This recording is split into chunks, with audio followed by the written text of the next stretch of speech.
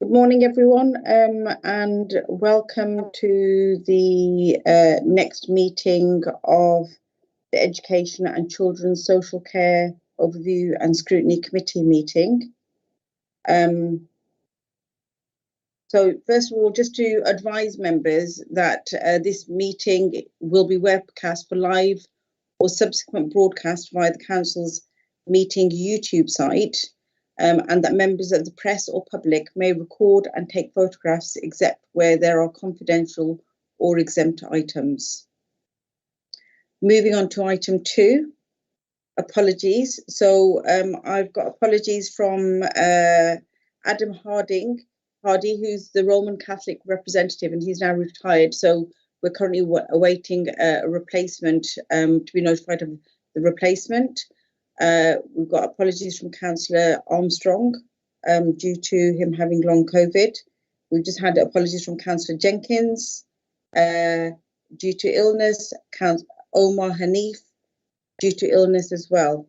Do we have any other apologies from anyone? No? Okay, thank you very much. Declarations of interest. Does anyone have any declarations of interest that they wish to notify us? Councillor Yip.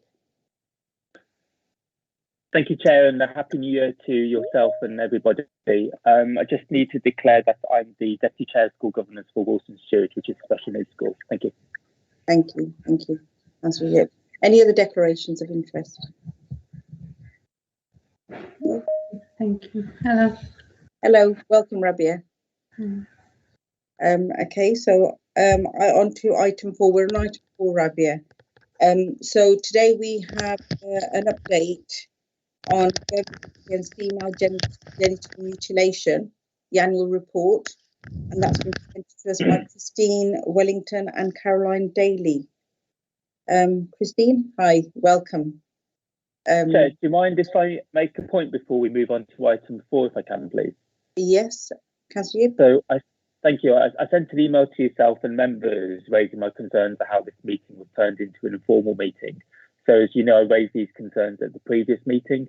At full council, I know that the chair of co-ward, that Councillor Carl Wrighton, said they hoped that scrutiny chairs would take a consensus with members and they would make a decision, that the chair would make a decision with committee members, certainly on a cross-party basis, on whether these meetings should be made informal or kept as formal.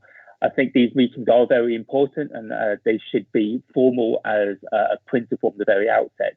And I know you sent your reasons to members around why you made the decision to turn it informal, but we have some 10 opportunities to meet and to hold scrutiny, for scrutiny to hold officers and the executive to account. And I think, you know, I personally feel that if we can hold full council in person, then scrutiny should certainly be held in full council.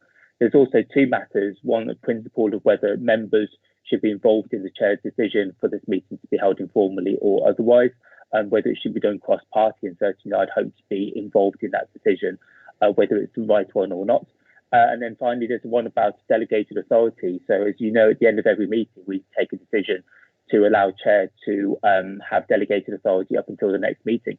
Now, we have met, which means, in my view, that delegated authority has lapsed. So I think that's something, again, which we just need to be very mindful of around chair's authority, but whether we should be collectively making decisions to hold these meetings in person or otherwise. I just wanted to make that point to you, Chair, and perhaps you can take a decision offline afterwards. Thank you. The points are noted, Councillor Yip, and I'm happy to have a chat offline in regards to the reasons that we've gone for an informal meeting this time. So I'm happy to have that conversation with you.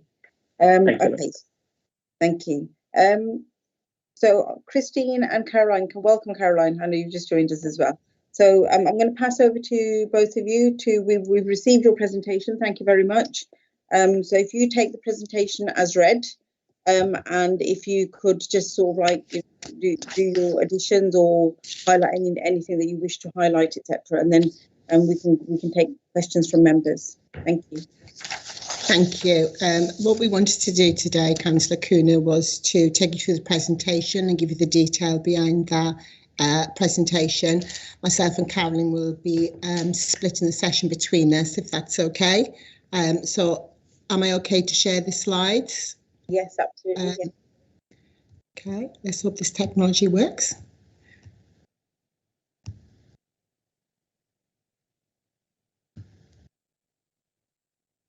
Should be coming up any minute now. So if I can ask you, Christine, to say perhaps give yourself about 10 minutes for your presentation, and Yes. then that allows about 20 minutes for questions from members. That's fine. Yes. Okay, then. So I'll go through this very, very quickly. So my name's Christine Wellington. I'm one of the co-chairs for Birmingham Against Female Genital Mutilation, which has been going for a number of years in Birmingham. It's very well known, and the purpose of BAFGM is to raise awareness, collate appropriate data, and looking at clear protocols within a supportive environment by all agencies involved to enable Birmingham children to remain safe within the UK and to reduce the risk of FGM. It was established by Birmingham Community Partnership, and we've got some very strong links forged with Birmingham Safeguarding Children Partnership. I am going to go through these very quickly. I want to give you some information around the legal context around FGM, which is quite pertinent for us. The Fgm Act 2003 was amended by the Serious Crime Act 2015, and I'm just going to point out a few of the definitions. The three main ones for us are assisting a girl to mutilate her own genitals, assisting a non-UK person to mutilate a girl's genitals overseas, and failing to protect a girl from the risk of FGM. And if this offence can be committed wholly or partly outside of the UK by a person who's a UK national or resident. So it's quite broad, it's much broader than it was before. And the person who also has parental responsibility for the girl and has frequent contact with her at the relevant time when the FGM occurs. So that's a brief overview of the Fgm Act. In terms of mandatory reporting, it's just a note really that Section 5 of the 2003 Act introduced a legal mandatory duty to report known cases of FGM in girls under the age of 18. This requires regulated health and social care professionals like myself and Carolyn and teachers in England and Wales to make a report to the police, where in the course of their professional duties that they are either informed by a girl under 18 that an act of FGM has been committed, or that themselves have observed, mostly health, this relates to physical signs which appear to show that an act of FGM has been carried out. And that they have no reason to believe that the act was necessary for the girl's physical or mental health, or for any purposes connected with labour or birth. The sanctions for not reporting will be determined by the regulatory authority for that relevant professional. A little bit about Fgm Protection Orders. It's a family court order that can be made for the purposes of protecting a girl or woman against the commission of an FGM offence. That is protecting a girl or woman at risk of FGM. And one of the examples of the content of an Fgm protection order granted by the court may include the surrendering of passports or any other travel documents, prohibited specified persons entering into any arrangements in the UK or overseas. And it does also cover individuals who are or may become involved in other respects and who may commit or attempt to commit FGM against the person to be protected. And the breach of the order is a criminal offence, and a person found guilty of this offence can be liable to up to 5 years in prison or a fine or both. So it's quite a good protection order. And finally, in the legal context, a right of anonymity. And this is one of the reasons why victims of FGM may be reluctant to come forward and report the crime, and that is because of the risk being identified as a victim of such a personal and sensitive crime.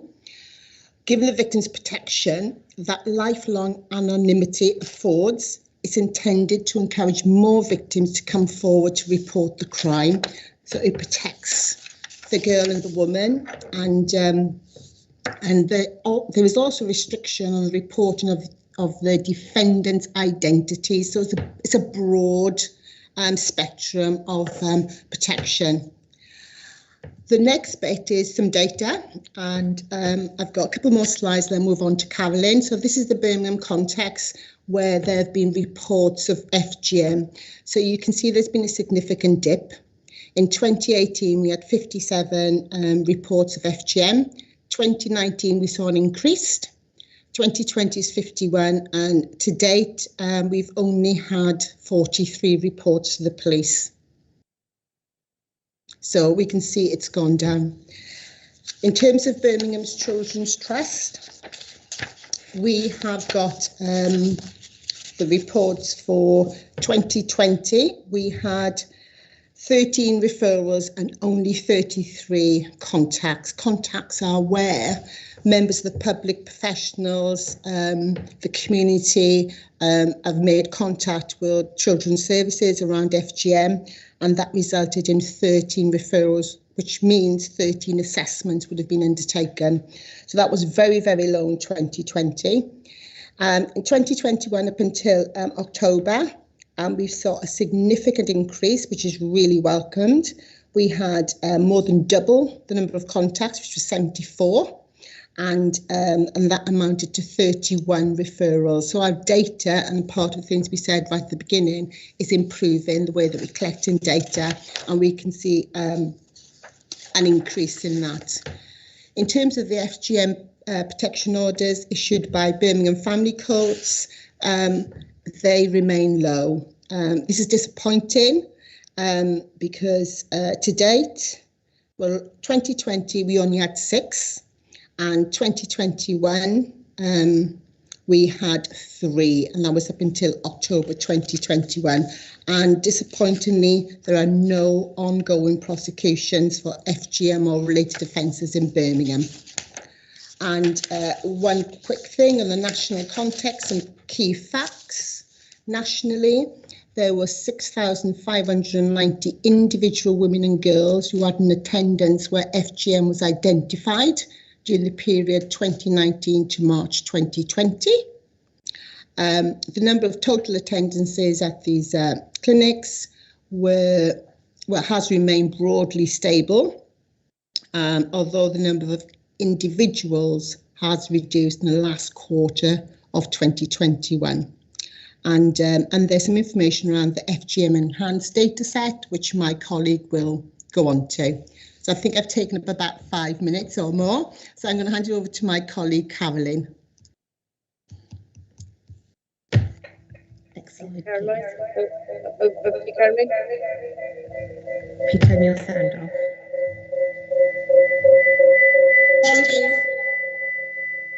Is your sound off? Yeah. Okay, next slide, please. Okay, good morning.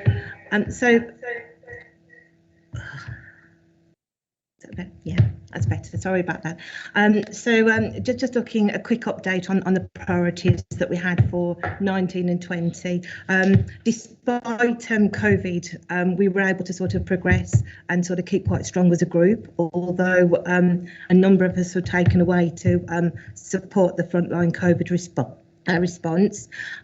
We do have sort of lines of accountability within Birmingham Safeguarding Children's Partnership. So one of the things that we do is sort of report into the Victims and Vulnerabilities Group, who are able to sort of ask questions and give us pointers for the direction of travel. We did a refresh of the link on the Birmingham Against FGM website. And again, that's something that's hosted by the partnership. We've had some collaboration with the National Centre for FGM, and we're currently looking at a review and a refresh of training about FGM across the whole of the safeguarding economy, and we're looking at having the National Centre for FGM either running or being commissioned to do that piece of training. So that's ongoing at the moment. And Christine and I, we're just working on an FGM strategy and action plan for the next year. Next slide, please. Thank you. So I say with the impact of COVID, the group did keep together, which was really, really positive. Excuse me.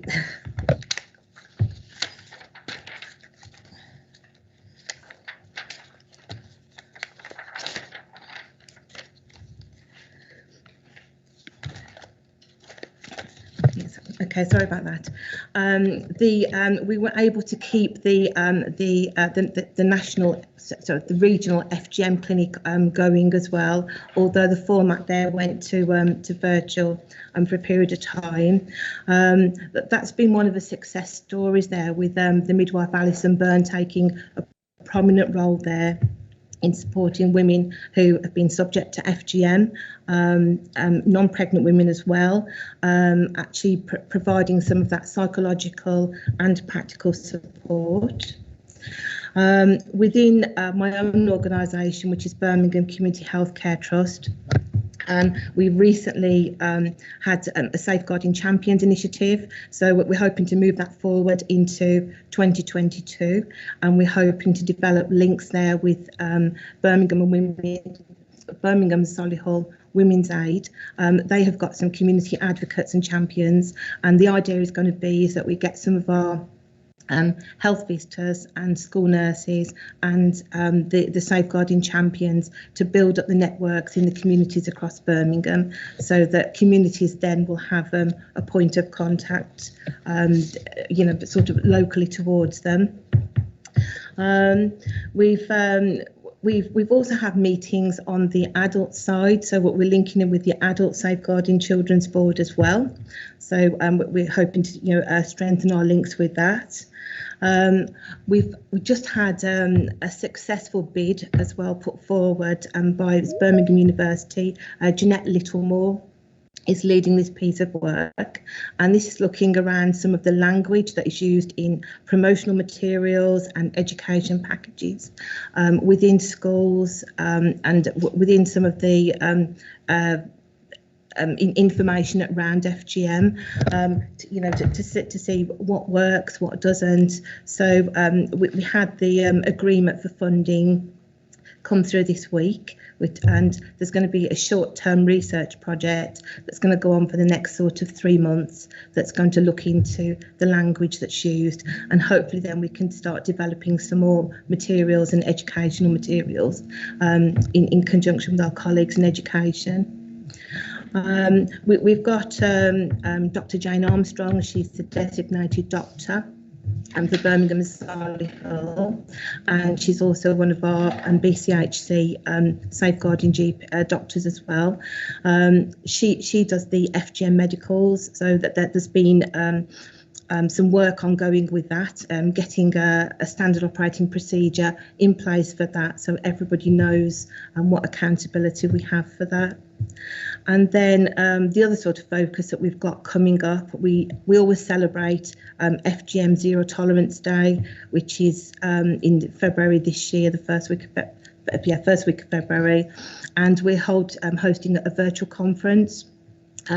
It's being promoted through the Birmingham Safeguarding Children's Partnership for us, and we have a number of speakers there, so we're hoping to engage a number of professionals from all agencies across Birmingham. So we're happy to take questions.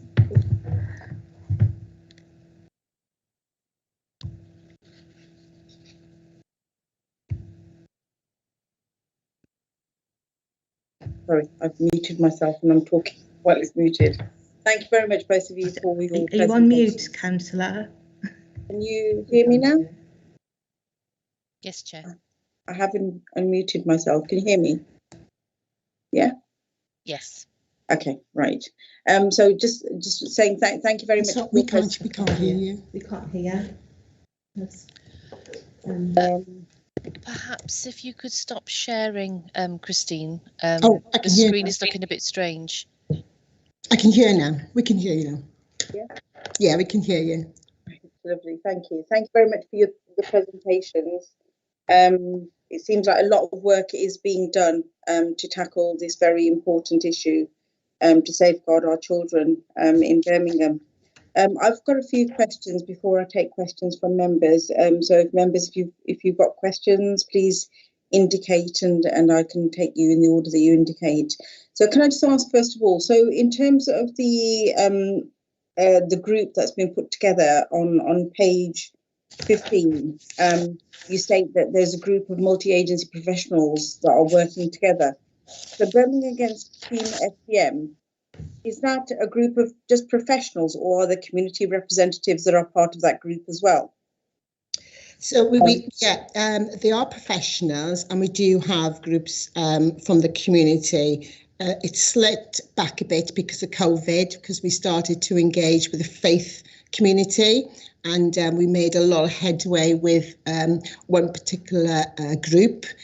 We've just got to reinvigorate those sort of links again, because that's critical going forward.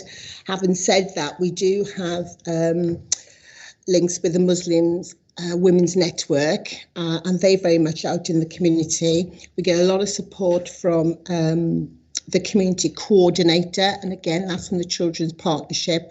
So although there are community involvement, we want to be out there, if you like, front facing, that we were starting to do just prior to COVID, making links with faith leaders, asking, is it okay to do a session outside the mosque on a particular day? Or, do you know what I mean? Those kinds of things that we're working on. That is one of our challenges. We started to make headway pre-COVID, and we're very confident we're going to continue to make some headway that way, with the links that we currently got from the membership and other people as well. I've spoken to in the past, and I can't remember the name of the groups, but there are groups within, I think it's the Somalian community, where they are actively against FGM, and they are trying to sort of like, you know, pass the message into the community and question the practices, etc. So again, it would be good to, you know, I think it's brilliant that we're doing all this work as professionals, but I think until we've got the engagement of the communities, you know, it's not really going to make a difference, because when someone from within the community passes a message on, that's when it actively makes a difference, doesn't it? Absolutely agree with you. And I think that to add to that, so one of the things that we feel quite strongly about is survivors account. So we've made a lot of links with survivors, and they're on the agenda for not only our conference on the 10th of Feb, but in previous conferences, and we're making links with local areas to make sure that as much as possible, that the way forward when we're raising awareness, it's always good to have a survivors account, because that is so impactful. And we've also sent this, the information about the conference, not just to professionals, but to schools, and they can hand it out to other parents. It's a very, very open sort of contact, and just stop sharing the content. So yes, I agree with you, Councillor Kuna. It's an area that we've got a challenge on, and it's an area that we have to work with. I work with victims, some of them, they have been subjected to FGM, but I'm always pleased to hear when they say that next generations, they don't agree with it, they're not going to put their children through it. So that's brilliant. So it seems like, you know, there are, I mean, and I don't know how strong the practice still is existing underground, because I don't have that knowledge, but it would be good to sort of like, it's good to hear that the mindsets are changing. Yeah. So that's brilliant. So in terms of, so you mentioned about prosecution, so there's been very, very little in terms of prosecutions. What is the reasoning for that? Is it because victims are withdrawing statements, or is it insufficient evidence? What are we finding as to why we're not getting prosecutions for the practice? I genuinely don't know, Councillor Kuna. I can only speculate that people are not coming forward. Maybe it's a fear of that. I really don't know. One of the things I do know is that we were very fortunate to have a judge at one of our previous conferences about how we apply for orders and upskilling not only social workers but also other professionals about when we apply to courts for an order. So we're doing some work with that, and we'll be able to measure the outcome, I guess, by the increased prosecutions. But it could be that what we want is protection for the children, so maybe there are other disposals rather than an order. But I would like to see an increase in orders, and the only way we can do that is try to understand, as you say, why it's so low. What can we do to raise awareness in that area? Are professionals worried about applying? Because that can be anyone really with permission of the court. Even schools can apply. So we've got some feelers out to try and understand it, and hopefully we'll see some increase in prosecutions. But prosecution rates have been low for years. It's not something that's new. That will actually the preventative measure, because people will be more sort of like hesitant to carry out the practice if they know there is going to be a prosecution at the end of it, and that in itself becomes a deterrent, doesn't it? Yeah.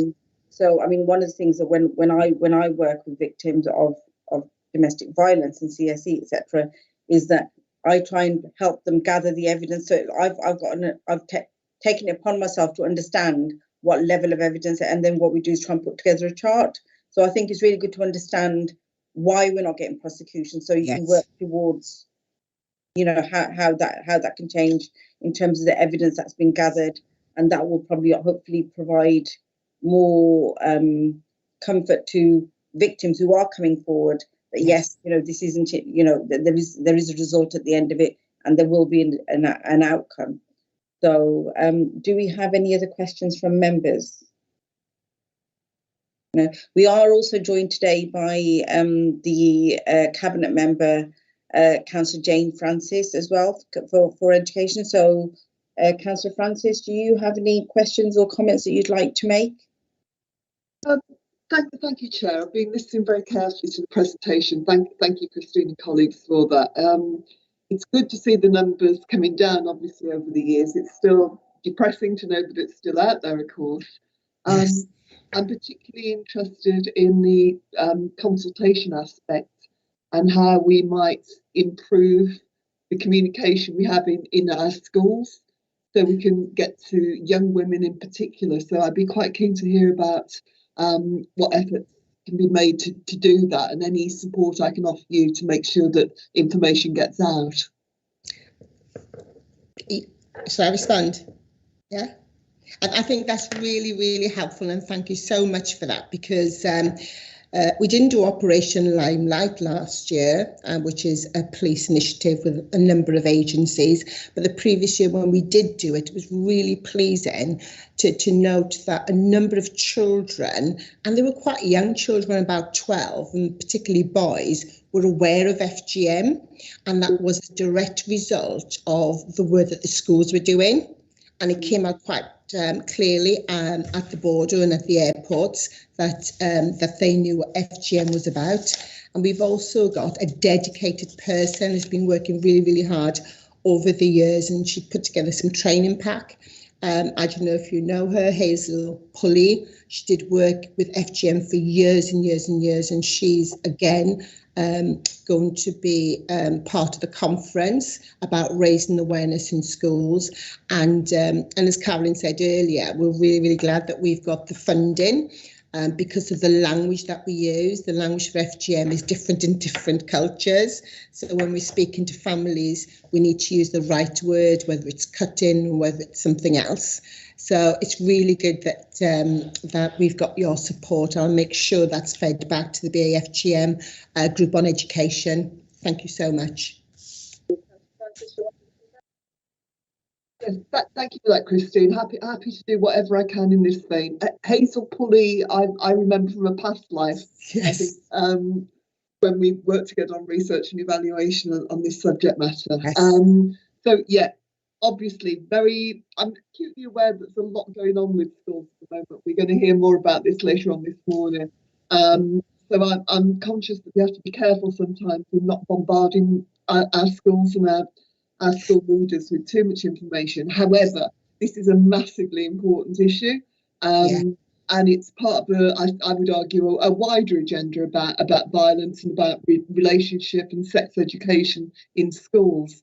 So take the view really strongly that whatever we can do to get that message out and targeted again, as you say, to particular communities, that can only be a positive step. Thank you. Thank you, Chair. Thank you.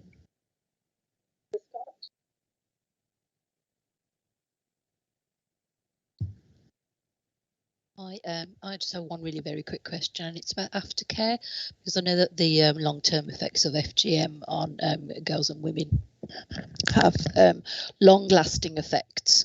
And how far do we go, or do you guys go, to supporting women and children in coping with their lives as changed individuals? Hello. Yeah, we will refer them into usually refer them into victims groups within the area. So there were a number within Birmingham that have been set up by different individuals, and we would find one that would be appropriate for them. The other sort of point of referral is into the NHS FGM clinics, so that they can actually receive sort of ongoing psychological support for a period of time there. And then sort of failing that, then we're down to sort of universal services.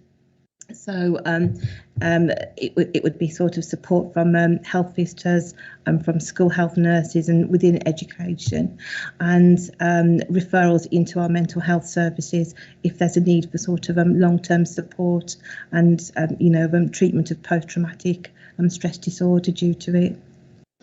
I don't think there is enough support available within the UK, and within Birmingham. Some of the victims groups haven't had funding. They've started and then had to stop their activities, and haven't had the available resource or perhaps connections. So again, that is an area certainly this year, when hopefully we'll be getting back together again, in person, that we can try and resurrect some of those links and rebuild some of that support out there. But I think some of the key work that we'd like to progress, like Councillor Kuna said, was about getting back into the communities. So we're hopeful that with Women's Aid and a push on health, and I'm speaking just from my own organisation here. It's a big push. We do things quite often just off the top of our heads with a group of people, having ideas and try and progress it on top of already sort of busy workloads. But I do think that is the way forward through the communities. Well, it's very, very interesting. I was wondering whether we've actually made connection with another organisation that's just recently folded, who offer support to women and girls and caring support. So what we've done is invited them to our next BAFGM meeting to look at what the need is, and if necessary, we will start looking at where we can get some funding to support what they can offer. So that's new, and that person is due to come to our next meeting because... You've gone on to mute. You've been muted, I'm afraid.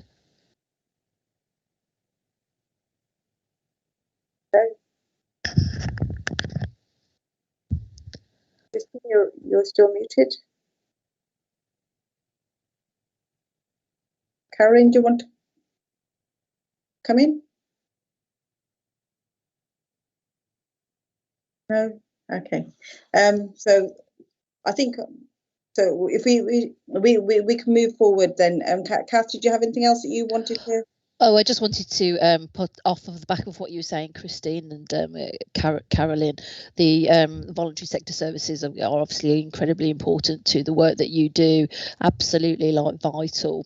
And I wondered how far we go as a city council to support what you do, especially in terms of our early help service, and do you work with those services across the city, and what can we do to help you enhance what you do, is what I'm asking really. So I think we can't hear both Carolyn and Christine, but so well, from the presentation, it looks like there's a multi-agency approach that's been taken at the moment anyway, and they are engaging with statutory services. So Christine is nodding, so that's yes.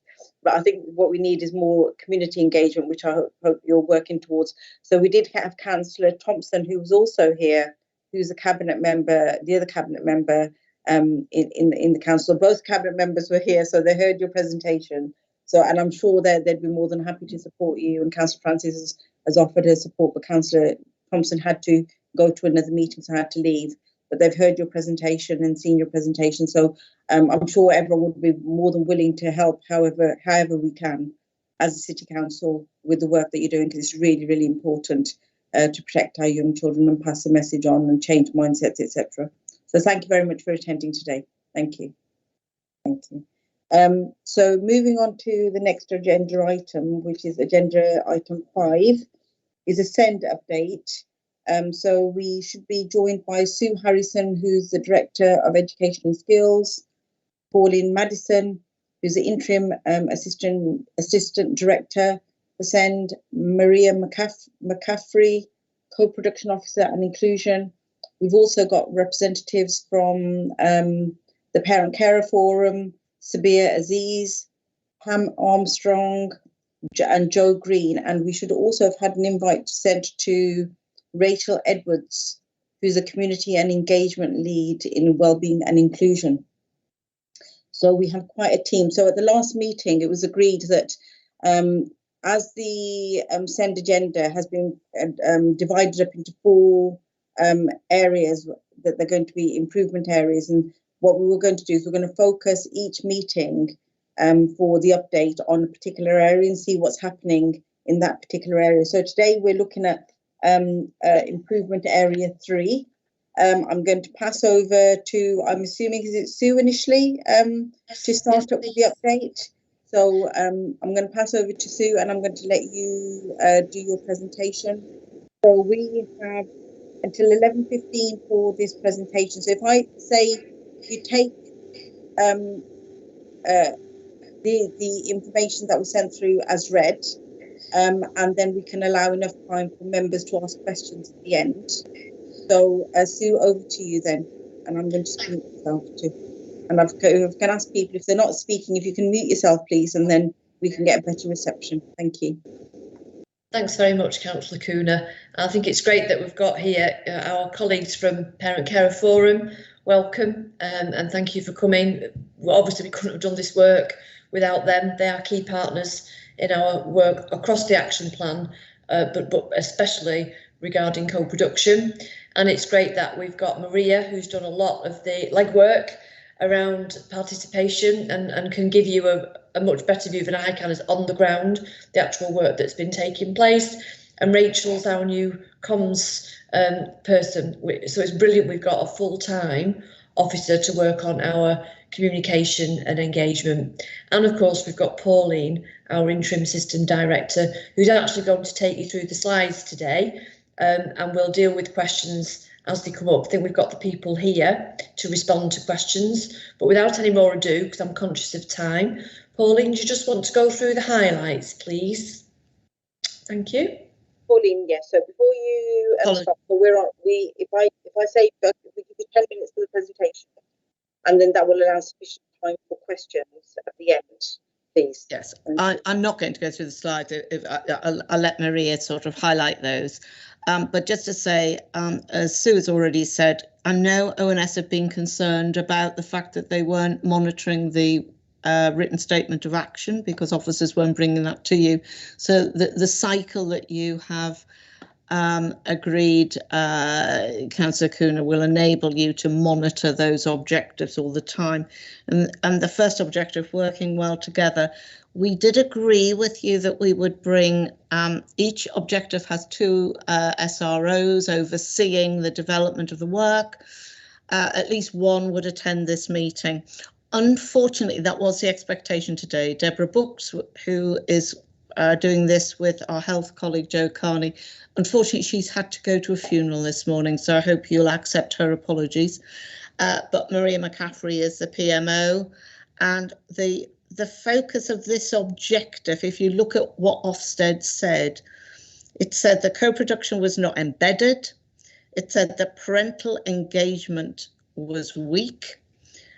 Parental dissatisfaction was enormous, and that covers all of the 4 objectives, not just being addressed through this one.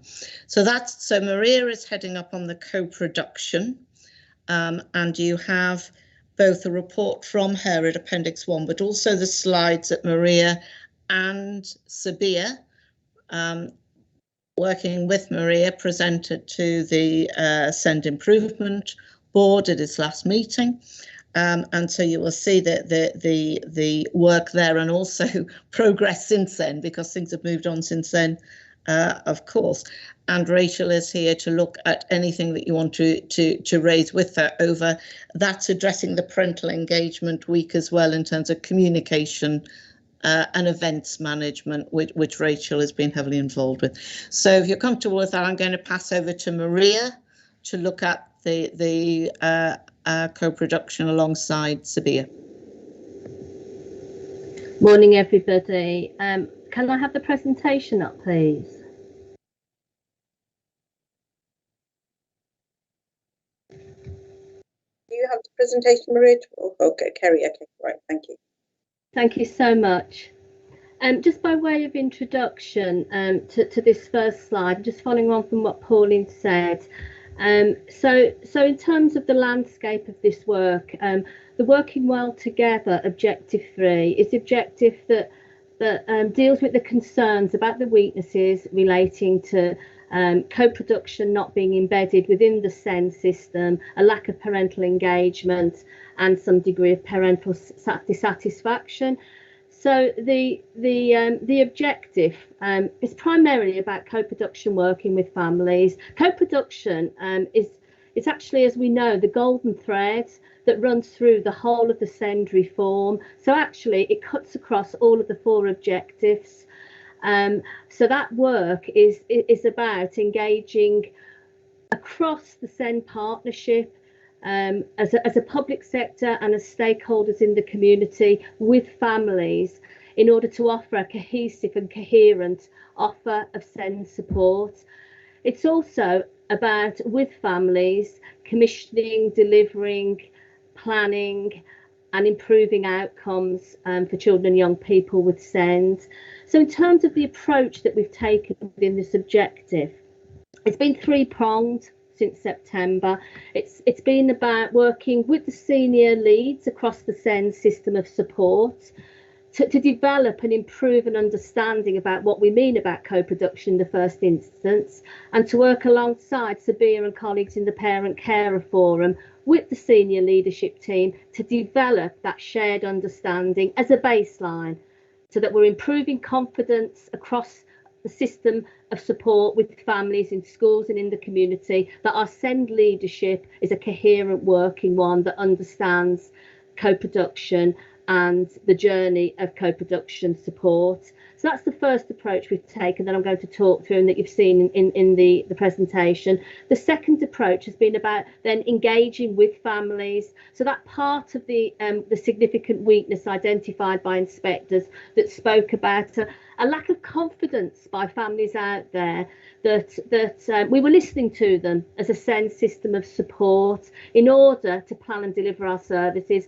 So the second focus, which we've just started in earnest, has been about reaching out to a wider community of families with the support and the experience and expertise of the Parent Carer Forum to speak with families who have had a roadshow of Have Your Say events for families. So that's the second part of the approach. The third approach, as you've seen in the presentation at the end, is about mapping what's out there, mapping co-production initiatives to see, okay, what's there, what golden nuggets might we have? We know that there isn't enough, but have we got some co-production SENS support systems that we can use as good examples to build on? So that's the work I'll speak to in a few minutes at the end of the presentation. So if I can just ask you to bear in mind the three-pronged approach that we're taking within this objective. So the progress to date, as you've seen on slide 1, we've got the strategic management group set up. We've got a number of task groups sitting under that represent the voluntary sector, our schools, our health services, our CCG, all working together to deliver that three-pronged approach. In the first instance, what we decided that we would need is a set of guiding principles that were agreed across the SENS leadership. And so if we can move on to the next slide, please. If I can talk a little bit about that. So early in the piece, as a senior leadership team, we've met with the support of Professor Tony Bovard from the University of Birmingham to develop a set of guiding principles that we hope across the SEND system and the 4 objectives we can model the kind of behaviours and attitudes that reflect good co-production. And so you'll see there, these aren't rocket science. These are basic ethics and values that should determine and steer our work with families. So it's about honesty, transparency, mutual respect and understanding across our system. Sabia, do you want to add anything to that slide? So this slide at the end of February will be developed further into a charter, a co-production charter, after we've gone out and discussed it and consulted with families more and developed it further to come up with a set of values and behaviours and attitudes to underpin our co-production approach for the city going forward. Can I have the next slide, please? You'll have seen on the set of slides, and you may have seen in other reports across the SEND system over recent months, that we're in the process of developing a SEND co-production tree to illustrate the growth that needs to happen going forward. And you'll see that right at the bottom, at the trunk of the tree, we've got that we're mapping co-production.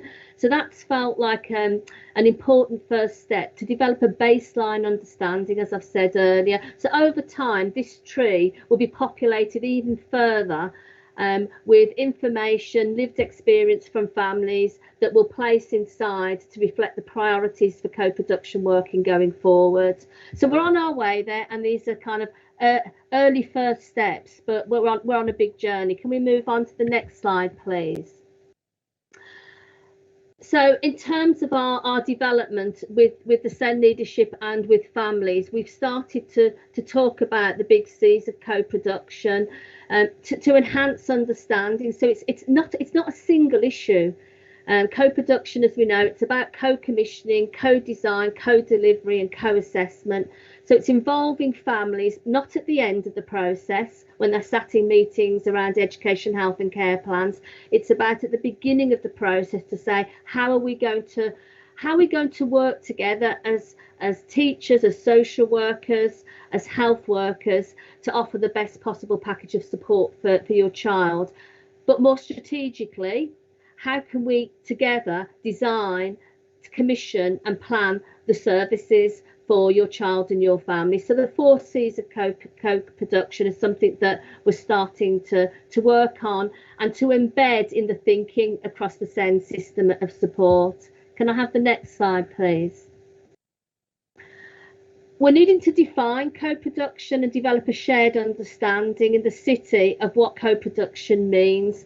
And helpfully, our strategic parent carer forum and CCG in Birmingham and Solihull have produced a working definition that the Birmingham SEND improvement group hope in due course are going to develop and adopt as a working definition. At the moment, we're consulting widely with parents over the next month or so to consider, is this something that works for you? And it's that second definition of what co-production is. Can we go on to the next slide, please? An important element of that three-pronged approach is having a working agreement across the partnership, education, health and care about the way forward. And so part of the work programme that's been worked on at the moment has been the Birmingham SEND Partnership Agreement. We've had a number of sessions with the senior leadership team about developing that, and again that will form part of the co-production framework that's due to be drafted and developed at the end of February. Next slide, please. So in summary, the green shoots that are starting to appear, and they are green shoots, and we're not there yet. I mean, we're looking at a plan, a framework that's likely to be developed and delivered over 2 years, but there's been some tremendous support for these early steps and tremendous cooperation across the partnership to this objective. But the focus has been on building good relationships and building positive relationships as a baseline, so that we can start the process of instilling trust and confidence with families across the community that co-production is going to be a way, it's here to stay. But early steps in relation to that. We've been improving and increasing the visibility of co-production. So what I'd call infecting the community with the notion of co-production, and that it's something that we mean business about. And so we've been taking that out on the road with families and across the SEND community of professionals. With Sabia and her colleagues in the forum, we're improving the strategic profile of the Parent Carer Forum. So really working collaboratively as a team, myself, Sabia and her colleagues, to do this work on this three-pronged approach. Sabia, do you want to say anything about that? We've been looking at improving communication channels. We've got the Parent Carer newsletter that's gone out to families in December, and we hope that's going to become a more regular thing, and that's something that Rachel's led on. We're also looking at having an internal SEND newsletter to keep our community of employees and workforce up to date on these developments, and for them to become very much part of this plan going forward. And we've also got the governance arrangements in place that I spoke to earlier. Can we go on to the next slide, please? This slide, to some respect, slightly out of date. It went to the board, the SEND Improvement Board, back in December, and we've moved on a little bit since then. So we're in the process of setting up a voluntary sector partnership group underneath the Objective 3 Working Together. We're in the process of delivering a series of workshops to families, and we had the first of those in December. We've been stymied a little bit by the Working From Home initiative. We'd hoped to have workshops face-to-face in a number of community settings, and that's what was planned for January, but we're moving those now to virtual workshops throughout January and early February. Most importantly, the co-production mapping exercise has been completed in the last 6 weeks. And if we can move on to the next slide, I just want to say that we have a report that we've just delivered. It'll be reported on tomorrow to the Working Well Together Management Group, the findings of the co-production mapping exercise. That's really quite heartening. We've interviewed 50 stakeholders across Birmingham who are delivering, largely through the front line, co-production initiatives from small parent carer initiatives in schools to wider transition strategies headed within the Preparation for Adulthood team. So going forward, we're going to be delivering this report to the SEND Improvement Group and Board going forward. And over February and March, we're going to be talking more with stakeholders about, so what do we do with this? We know that there are at least 50 co-production initiatives out there in our schools, in our health services, in the Children's Trust. How can we grow them? How can we learn from them? And how can we take them forward? So that's the next phase of this work. And I just wonder, before we finish, whether or not Sabia or Rachel have got anything that they'd want to add, or anything I've missed. Maria, if I may, I was just going to say we've got three more events planned in the next month, and we'll be reporting back on that and the ones we've held previously later in the year to share our findings on co-production, and indeed on the other piece of work that we're doing is the local offer website that we are looking to improve and develop. So those engagement events will be reported back on in due course. Thank you, Rachel. Okay, are we? Is that the end of the presentation? Yeah. Yes. Okay, lovely. Thank you. Thank you very much for that, Maria. Is there anything else that you wanted to add on to the end of that, Sue, before I bring members in for questions or comments? I think we're fine to go straight to questions, if that's okay. Okay. Do members have any questions? Would you like to indicate if you have questions? Okay, whilst I'm waiting for members to come back, I've got a comment really. So, as you said, Maria, a lot of the priorities, the areas that we're working on, the 4 areas, they are going to overlap. So, obviously, you've identified in one of the slides about weaknesses and gaps that we've had in the past in terms of co-production and co-commissioning, etc.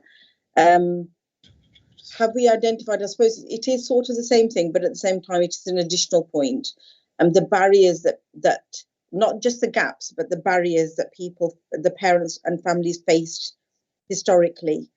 So obviously, if we can understand the barriers that were in place previously, those are practices that need to be changed, or those barriers need to be removed to ensure that also, as we're going along and we're working on the other 3 areas as well, that this is very sort of like it's integrated into the other priorities as we go along throughout. So it's not just seen, although it's been identified as an area of focus that we're working on to tackle some of the weaknesses that we've had historically.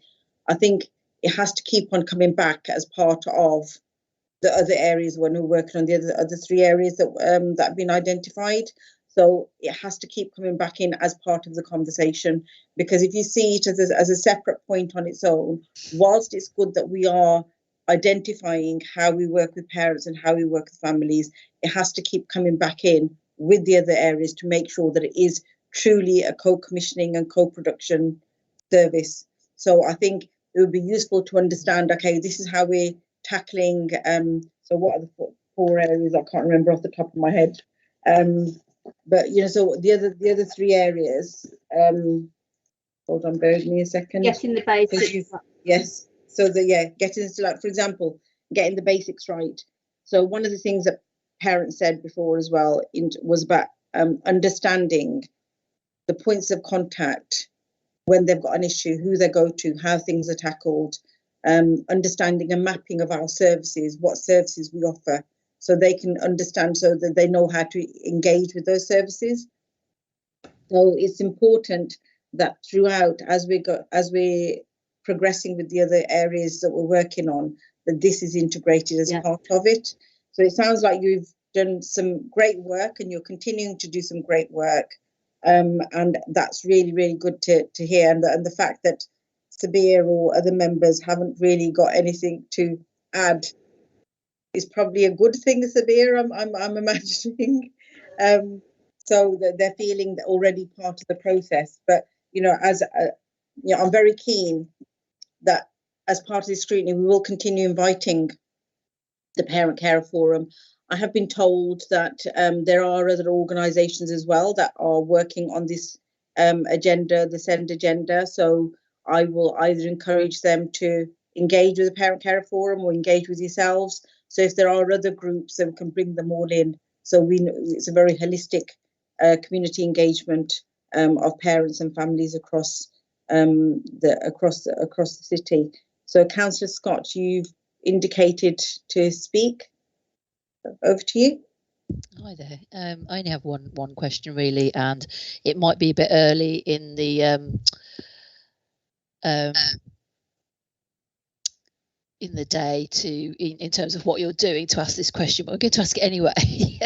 So in the life cycle of a SEND child from 0 to adulthood, how does the co-production factor in the different stages of the child's progression going forward? And what are your thoughts around that, and what we do to support the child through their 0 to 25 life cycle, if that makes sense? I hope so. Yes, it does. And I think for Birmingham, you're right, Councillor Scott, that may be a little bit too early, but I can share my thinking.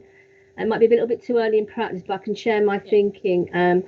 We're talking about person-centred planning, so that the process starts at the earliest opportunity with the child, early identification of the child and their needs, and a plan that supports that, whether it's an SEN plan, whether it's a health plan, whether it subsequently becomes an education, health and care plan, but that the child is supported in each transition. I think when we talk sometimes about transition, people associate that with 16 plus or 80 plus, and actually for me it's about transition through every stage of the child's developmental process, and it's about person-centred planning. And we've found some really good nuggets of person-centred planning in the city, which may not have been flagged up with the inspectors when they came, but they're certainly there in Castlevale School, in Longwell School, primary school. We've got some lovely examples of person-centred planning in the pupil support service. And what we really want to do is to look more closely at them and say, okay, why do they work so well, and how can we roll them out so that it's not a postcode lottery where children get person-centred planning. But as I said earlier, we're on a journey, but I think there is a model there, and there's a good model, and the answer, I think, is person-centred planning. Thank you. Do any of the members have questions that they wish to ask? Joe, you've indicated to speak. Would you like to? Yes, please. Thank you. My question was just around, apologies. With the roadmap slide, I noticed on there that Councillor Cooner, that you had mentioned about different organisations as well, and different groups. Have you planned yet how you intend to do that? Sorry, what planned how I intend to do what? No, not yourself. I mean, as in the SEND team, of how that's going to be integrated with other groups and organisations. I think that's what you said, unless I've misunderstood. Yes. So what I was saying is that I was just talking to various individuals who work in the education setting, and it was mentioned to me that there are other groups as well that work and are quite passionate about the SEND agenda. So okay. I did encourage them to make contact because I hadn't spoken to the groups directly myself, so that we can engage them with the officers as well, or engage them with yourselves, however they want to do it, because this is about the families across Birmingham, to make sure everyone feels supported, to make sure we're getting our services right. So I will make them, I will give them the option of either engaging with yourselves or maybe both, engaging with yourselves and the officers, so they can have their voices heard as well. And that's absolutely fine. I thought it was on the roadmap as well. I thought on the roadmap slide, so that's why I'd asked the question again, unless I didn't see correctly. Would you like me to answer that? Please, yes, Maria. Yeah, on the roadmap we've got within the governance arrangement. So there's the working well together management group, and then sitting underneath that, we're in the process of developing a number of task-based groups or work streams to address each objective. So, for instance, we're developing a work stream on developing the co-production framework, on engagement with families, and we're having a separate, at Councillor Thompson's request, group, a voluntary sector group of services and organisations within the voluntary sector working with families, where the SEND. Now we've very much this process has relied fairly heavily on Sabir and the Parent Carer Forum for their recommendations at the moment on what services that family are supporting families in the city. So, for instance, we've included MENCAP, we've included resources for autism, we've included Spurgeon's, we've reached out to BCVS. So to cover the support services that are most engaged with families, and we've got our first meeting, I think, within the next few weeks of that group. Does that answer the question? Yes, it does. Thank you very much. So there isn't a date set as yet. You're saying that's what you're planning towards. Okay, yes. Brilliant.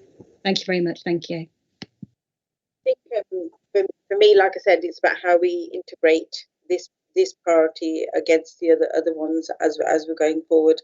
And I think Sabir sort of like said something along the same lines to say that they are also focused on the other priorities in terms of getting things right, getting the basics right, etc. So I'm looking forward to see how we integrate this into the other priorities as well going forward, because even like if you look at the risks and mitigations, one of the things on there was about delays in being able to deliver, but then if they're part and parcel of the process, then you wouldn't have that delay anyway, because it's just by like consulting with officers as part of a process. So it's about changing, I suppose, the way that we work a little bit as well, in terms of designing our services.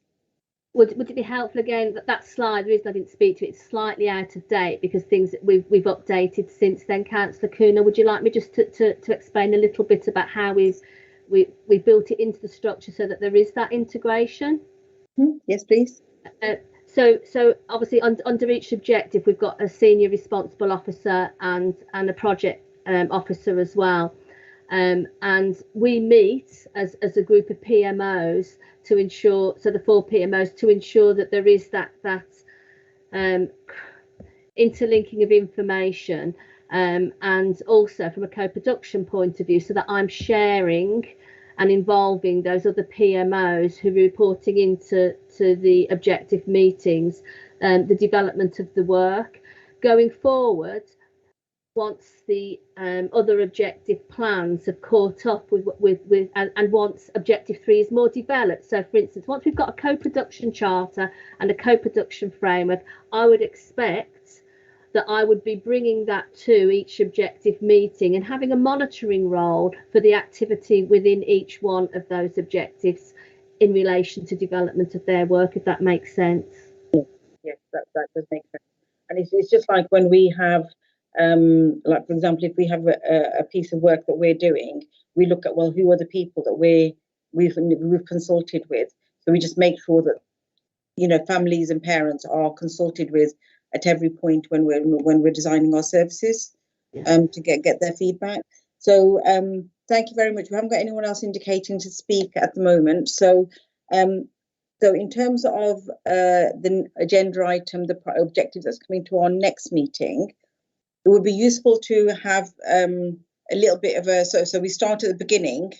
I mean, it's really good that we're now understanding how we're working towards co-production and co-commissioning and working with families and children as part of the processes. So we can then now monitor that as we go into the next stage. So I've asked for one of the objectives to come forward to each of the meetings. So Sue, are you able to share with us which objective is coming to the next meeting? So that it's sort of like we sort of like walk the committee through the processes of how we're doing things. So we're not sort of like going at the back, we're not going backwards and forwards in terms of how we're working. Absolutely, I think that makes a lot of sense, and we've focused on the co-production. There was a lot of interest in that. There was obviously a lot of negativity in the inspection, and we wanted to show the progress that we'd made. Pauline, I know you were talking to the operational group about, and what's the next one that you think will be the best one? Yeah, so in the overriding report that covered the before Maria started, the proposal would be the 3 objectives plus, because that's also an issue that has been raised at this ONS a lot, and rightly too, is over not just actually getting information about progress, but actually about data. And so what we actually have, obviously we have a lot of data, but the key thing is, what will Ofsted be looking for What is the DFE looking for? So that the Send Improvement Board also have to have a dashboard, and that dashboard should be monitored by ONS. So what we propose is that we follow the cycle of the Send Improvement Board, and the next meeting of the Send Improvement Board, which happens to be today, is focused on that dashboard, which has a long way to go. And so the notion would be, if you're comfortable with this, that the next cycle would be to look at the dashboard, and then in that understanding of what that is, etc., we would then bring that to you constantly so that you're aware of that. And the next one we propose is the real big one, I'm going to say, which is getting the basics right. And I know that our parents are particularly concerned about that one, as we all are, because we're so far out, both in terms of both our assessment review process, but also our waiting lists in terms of health. So it would be getting the basics right, which is a real big one. And obviously the principles of co-production there are really key. We then will go into pathways. And I suppose it's what Maria said, co-production is the furthest advanced. Getting the basics right is next, particularly in relation to assessment review. Then it would be pathways, which is based on the principles of developing local provision. But this is about children with SEND who are not achieving. I don't mean attaining. I don't mean about GCSEs and things. I mean making progress as well as they should be in Birmingham, which was a huge criticism for Ofsted. So that is called pathways, and that includes preparing for adulthood. So that will be the next one. And the fourth one will be systemic leadership. In fact, Sue herself is the SRO for that. And that includes a much wider systemic leadership, like a SEND strategy, like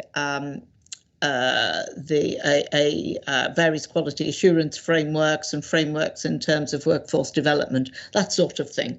So we would suggest in that order, because that's also the order and how far developed those objectives are, if you're comfortable with that. Thanks, Pauline. And if I could just pick up on Sabia's point in the chat, you know, we haven't covered the whole objective in terms of parental engagement and satisfaction. No. So I think it might be helpful if it was all right with you, Councillor Cooner, that we have the objectives as Pauline's laid out, but we also have a commentary on parental engagement and satisfaction as part of that, because you know, we know that sometimes our plans can really go to plan, but it might be too soon to see the impact on the ground, or if we should be seeing it on the ground, are we?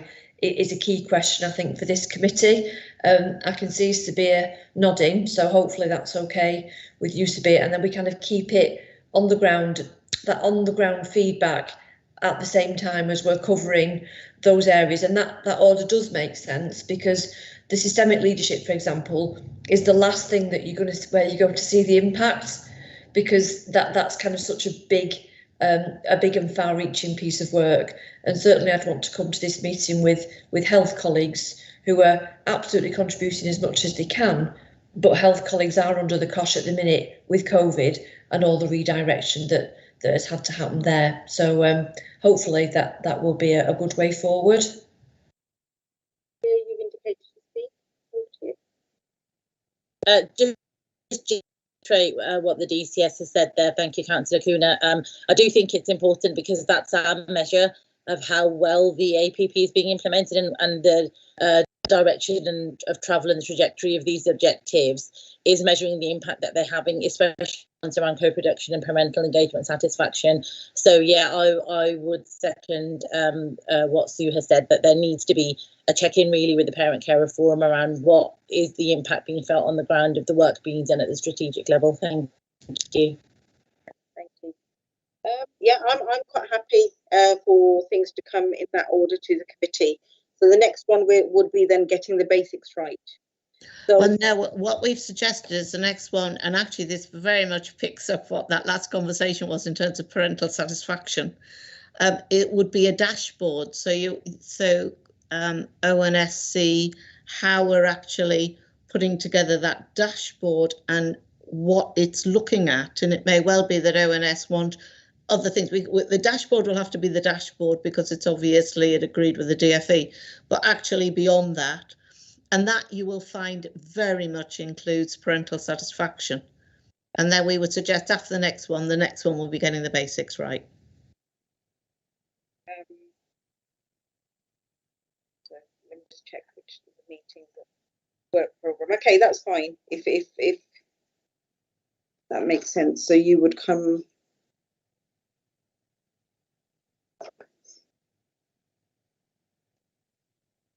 February, March, and April. So in this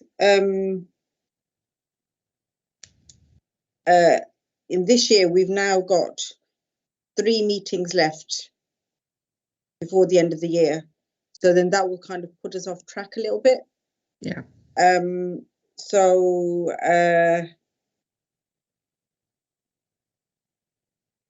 yeah, because I would like, before the end of the year, I would like to have all of the different objectives to come to the meeting, if I'm honest.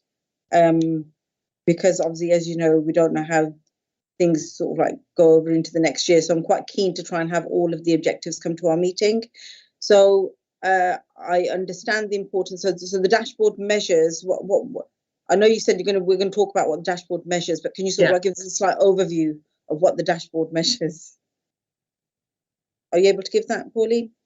Yeah, so the dashboard measures are all of what we call the PIs that actually will be measured, a lot of which we don't even have the information for that perhaps members aren't aware of. So we've got to do the baseline of all of that. And in fact, you know, you have, might I say rightly, challenged officers in the past for actually not keeping up to date with the data that Ofsted would be expecting. Yes. So this was a way to actually ensure that you are up to date and then regularly monitoring. It wouldn't be every meeting because the data won't change every meeting, but we would agree with you a cycle whereby you have some dedicated time to look at that performance dashboard. So maybe outside this meeting, prior to it coming to the next meeting, I would like to sort of like get a bit more of an understanding of that. But then for now, if we can agree that that is going to come to the next meeting, and see if we need to have any additional information that needs to come to the next meeting as well, so we can have a conversation on that. I mean, what we could do, if it would be helpful, is because of what Sue said, particularly because of COVID and the health. Some of the health-related ones are understandably delayed. What we could do, because I know you would want not a full meeting, but you'd want a lot of dedicated time on getting the basics right. What we could do is combine the two that are least well developed, which is pathways and strategic leadership, for the 3rd meeting. And then actually, as we move forward, give more detail on those two. And I would suggest if we're going to combine any of them, it would be those two. Pathways obviously is quite important because that's across the mapping that was identified by parents, I would imagine. Is that what pathways would sort of like be part of, mapping our services? It will be mapping our services, and it will be actually looking at how we actually, which we're not anywhere near there yet, assess progress of children, and that's from 0 all the way through till we will be looking probably at 29. I know they will have passed into adult services then, but that sort of thing. We'd be looking at just simply how we continue what is already well developed work on preparing for adulthood, and PFA are very much involved in that. I would say on the objectives, that is the next well developed, for the reasons Sue rightly has said. The 4th one is not well developed anyway, and is less likely to well develop in the current pandemic situation. So that's why I'm just suggesting that the pathway is one we can have a really good conversation about. There'll be less so in terms of strategic leadership. So you could, to get all of them in before the administrative cycle comes to an end, we could actually combine those two for the meeting. Let's see as we get closer to the time, because I would like, because I don't want to, I think pathways is really important. Yeah. Because that is to ensure that parents know exactly what services are offered by which areas of the council. And that was identified as a weakness because parents were saying they weren't able to navigate the system. So I don't want to try and cut that short because I'm trying to put another agenda item in there. So we'll have a conversation about that closer to the time. But yes, okay, for now, if we bring the dash to the next meeting and take it from there. Okay, well, is there any other comments from members or officers that you wish to make before I move on to the next agenda item? No? Okay, thank you very much, everyone, for coming along and presenting and for all your hard work that you've done so far in terms of working with parents and also looking at our systems for our SEND services. So your work's very much appreciated. And I look forward to seeing many of you at the next meeting. Okay. Thank you. So on to agenda item 6, which is school attainment and school attendance. So members would have had an updated presentation sent out to them yesterday. So I believe it's Lisa Fraser and Alan Mitchell and Sue. Are you also going to be part of this presentation as well? Or just to introduce Lisa and Alan, I'm sure they're familiar figures to this committee, so I'll hand over to them. I know time's precious, Councillor Cooner. Is that okay? Yes, that's absolutely fine. Lisa, you're on mute. Rookie mistake, apologies. Morning, colleagues. My name is Lisa Fraser. I'm the Assistant Director for Education and Early Years, and I'm joined today, I can see him coming up now, by Alan Mitchell, who is our Head of Service. I'm looking down to make sure I get his title right, for Admissions, Attendance, Exclusions and Pupil Tracking. Kerry, is it possible for you to load the presentation, please? Of course. Lovely. So we're going to give you a brief update today on, if you could go to slide 2, please. Perfect. On attainment and attendance data that we hold for the period of 2019 to 2021. We're going to highlight some strengths and obviously the areas that we need to develop further, and obviously take questions and comments from the committee. Really important to emphasise that we have this data and we thought it was important to share it with you, but it does come with significant health warnings and caveats because of the difficult and different times that we're living through. So we're going to make reference to that throughout the presentation. And indeed, from the outset, in terms of the focus on attainment, this presentation focuses on attainment at Key Stage 4 only, and that's because the DFE has published Key Stage 4 data only for this period. There's no national data available for the primary phase, so that is why we have had this focus for this presentation. Okay, can we move to the next slide, please, Kerry? Thank you. Just before we kick off, really useful, I think, to look at the characteristics of the Year 11 cohort that left last year, just to remind ourselves of the particular context that we're working on in Birmingham. So this slide is useful in highlighting that for particular groups, including disadvantaged pupils, pupils eligible for free school meals, and also those with English as an additional language, we have a significantly higher proportion of those groups than national. In terms of our SEN groups for that particular year group, and indeed overall broadly in line with national. So I thought that was useful just to set the scene. Okay, Kerry, if we could move to the next slide, please. Thank you. So when I reference the fact we're living through difficult and different times, you will recall, colleagues, that in 2019-2020, there weren't any GCSE exams as we know them. Pupils were awarded either a centre assessment grade or a calculated grade using a model developed by Ofqual, whichever was the higher of the two. So it was a very different scenario for pupils. and that has resulted in quite a bold statement from the DFE that we'll look at in the next slide around making comparisons of pupil attainment data and the fact that we need to exercise caution in comparing the attainment data with previous data for the purposes of measuring improvement. So if we could move to the next slide, Kerry, thank you. Yeah, so this is an actual note from the DFE. It's talking about the improvement in pupil level attainment statistics and the increases which are more than would be expected in a typical year, reflecting the change to the way that GCSE grades were awarded, rather than the DFE says, improvements in pupil performance. So just wanted to make that really clear.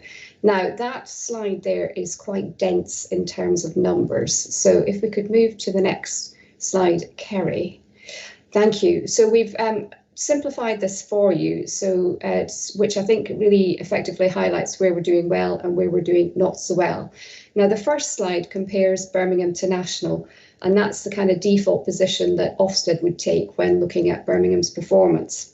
The second slide that we're going to look at compares Birmingham's performance to performance in the core cities, which is perhaps a more realistic kind of comparison in terms of the size of cities, the diverse nature of their cohorts and the particular challenges that they would face. But really interestingly, if you look at the key groups there, we do have some groups that are actually performing better than their counterparts nationally, namely our disadvantaged pupils and our pupils eligible for free school meals. So that is interesting and really encouraging. Now, bear in mind what I said about the DFE, the DFE's note and improvements in pupil attainment.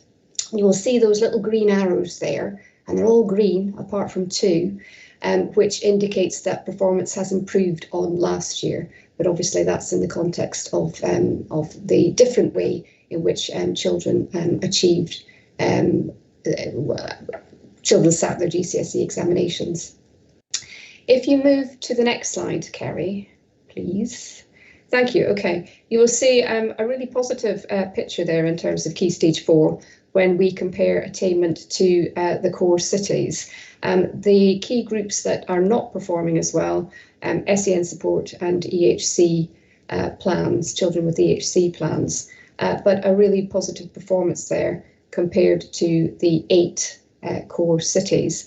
And I think we've included in the next slide, if we could move to that, how we compare with the West Midlands. Mainly positive, but interesting to see we're not doing as well as our counterparts in the region in terms of SEN support, EHC plans. And I guess we've included this slide because there does appear to be really good practice in terms of outcomes for SEN in the region that we will, obviously that's near to hand, and we would look to pursue what's happening in our neighbouring local authorities in order to learn lessons and drive up attainment for these particular groups.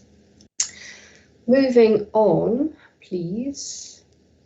Yeah, to attendance. Now, attendance comes with a similar caveat as the attainment results. It's a partial data set, and it's a data set which is available nationally, but which the DFE recognises is not as robust as in previous years. So we're looking at the data sets relating to autumn term absence data for September to December 2019 and for September to December 2020. And there isn't a full year, the kind of data information that we'd expect from the DFE, they cancelled it as a result of COVID. And really important to emphasise that when we're looking at the 2019 data, that's data that wasn't affected by the pandemic. And then when we're looking at the 2020 data, that relates to the period in the pandemic when schools had fully reopened, but they were experiencing significant challenges. It was in the run-up to the national lockdown in November. And I'm reliably informed, and you'll have to forgive me, but it's all a bit, the COVID experience is all a bit of a blur. But I think that was before there were any, forgive me, there wasn't any vaccinations is what I'm looking for. There wasn't any vaccinations available at that period. There was a great deal of anxiety in the city, particularly among certain communities, around sending children to school, and it was a very difficult period. So if we could move on, Kerry, please. Lovely. So as I've said, if you look at that September to December 2020 against national, really concerning, bearing in mind, obviously, everything that I've just said. I think it's useful to look at the 2019 data because this is reflective of what we might expect and what we have seen in recent years in Birmingham. So in general, attendance compares favourably with national, particularly for free school meals children and for secondary pupils. But the significant challenge that we see through that 2019 data and that we are pursuing in terms of a focused approach of attendance centres around particularly pupils in the primary phase, pupils attending special schools and people with an EHCP. Now, as you might expect, on the next slide, if we can move on, thanks, Kerry, you're doing a sterling job. It's interesting to look at that in normal times in terms of absence, comparing really well with core cities, but obviously that period, September to December 2020, was significantly challenging in Birmingham, although it does look like core cities also experienced significant challenges there. So I'm going to hand over, I think, now to my esteemed colleague, Alan, who may want to comment on some of the issues I've raised there, and who'll take us through looking at more info on absence. Alan. You're on mute now, Alan, so it's not just me. Thank you, Lisa. And I think, as Lisa referred to earlier around some of the complexity of the data, there's an awful lot of data. So we've tried to pick out the data that we think will best help scrutiny understand the position and aid their inquiries. So in terms of the slide in front of us, just worth flagging up how the accounting works for persistent absence. The attendance marks are given for a half day, so a morning or an afternoon. So that would be reflected in the data of persistent absence. And as stated there, it's based on a 10%, at least 10% of sessions missed over whatever the relevant accounting period is. The way of looking at that is it's about attendance that's less than 90%. I think it's worth picking out a good news element within that. We can see that there's been a reduction in performance in the areas listed aside from pupils eligible for free school meals. And I guess that's a positive, particularly when we understand the correlation between disadvantaged pupils and attendance, and of course the link through to attainment. Thank you. So this compares the rates with core cities. The previous slide was focused on the national position, and we can see that the position in terms of increase in persistence absence PA has risen when we compare to core cities as a whole. And again, this highlights the challenge which we understand from our inquiry into the data around particularly the challenge with primary schools and primary school attendance. And of course, that largely reflects also within that cohort the pupils who are on SEN support. Thank you.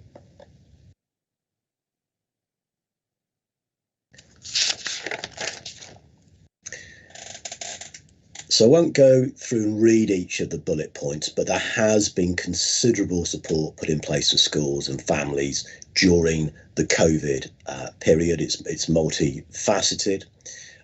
We took steps to suspend legal action at the relevant points in the pandemic. And there's always, legal action is always a last resort, but it can be a very necessary part of the process, of course.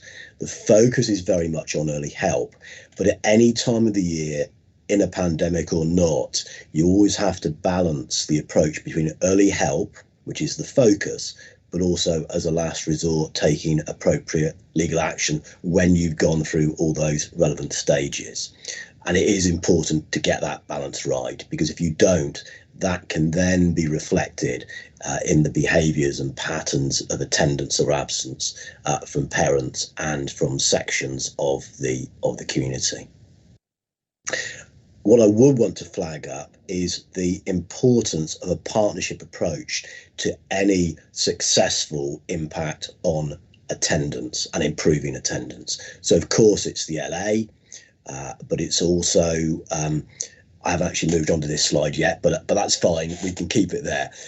It's the LA, it's of course schools, and it's the constituent parts of schools. All parts of schools have a role: governing bodies, head teachers, staff, and of course we mustn't forget that there's also a very key role for parents and children. And the second bullet point just helps link in with the fact that it's also the wider partnership that includes colleagues in social care, which are absolutely key in terms of targeting some of the more challenging groups, and that the attendance agenda overlaps with other agendas of children out of sight and children missing education. Thank you. This slide focuses on a particular initiative that's been very well received in a number of places.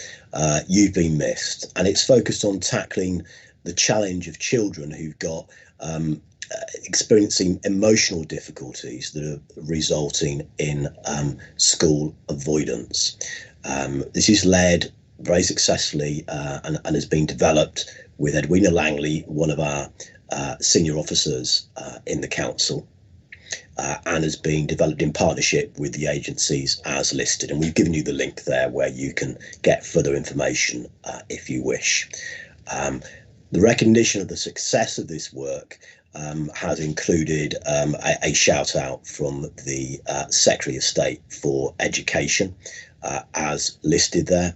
And I'm wondering, Lisa, if this is the point just to mention that the wider work of Edwina has been acknowledged within the New Year's honours list. So Edwina's been around for a very long time, leading on the work of the local authority around attendance, and as well as the You've Been Missed work being recognised, the work of Edwina at Birmingham City Council via the attendance activity has also been recognised. Thank you. I think I'm handing back to you there, Lisa. Thanks, Alan. So we continue to monitor attendance data from the beginning of the autumn term 2021 daily through the daily attendance returns that schools are asked to make to the DFE. And we've given you a selection of dates there, which indicate that for most of the autumn term, attendance in Birmingham schools has been in line or better than elsewhere in the country and region. So we look at that closely, we look at individual schools' performance, and we remain in dialogue with schools around the challenges they are facing. If we could move to the next slide. Yeah, and we also closely monitor COVID absence through that daily return. Really interestingly, the rate of COVID absence in Birmingham schools has been lower than national.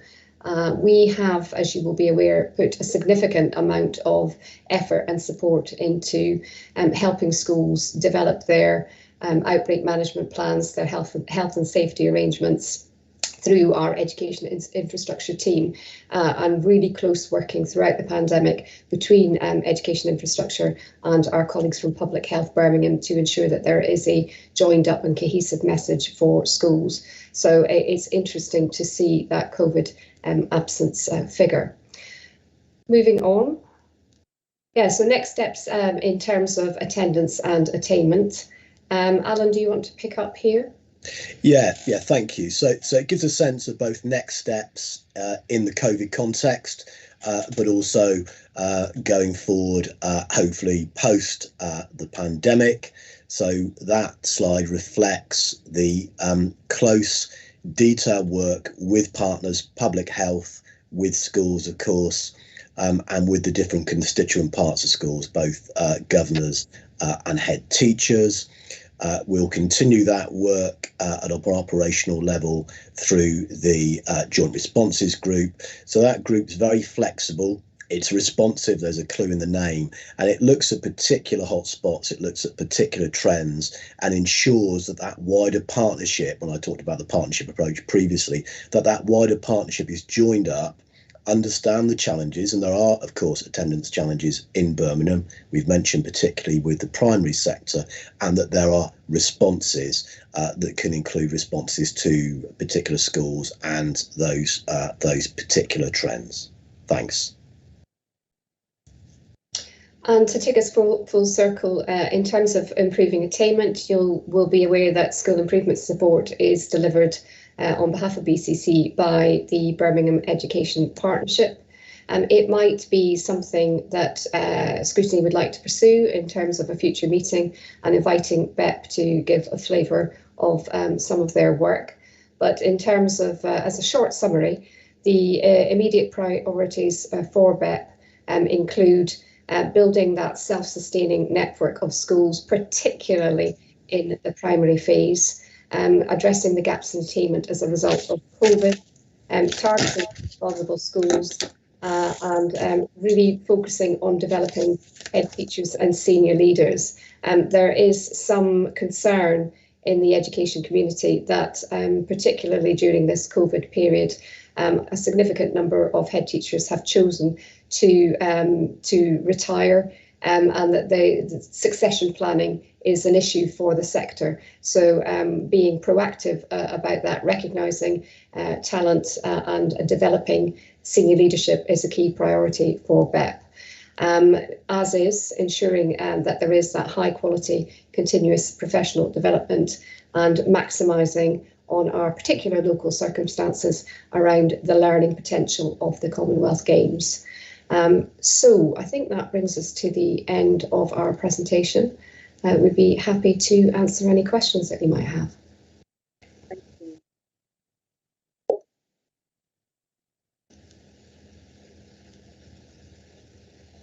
Sorry, my screen just went blank for a second.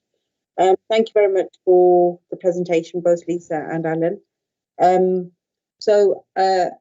I've got Councillor Francis and also Councillor Scott indicated to speak. So Councillor Francis, did you want to add comments to the presentation before I bring Councillor Scott in?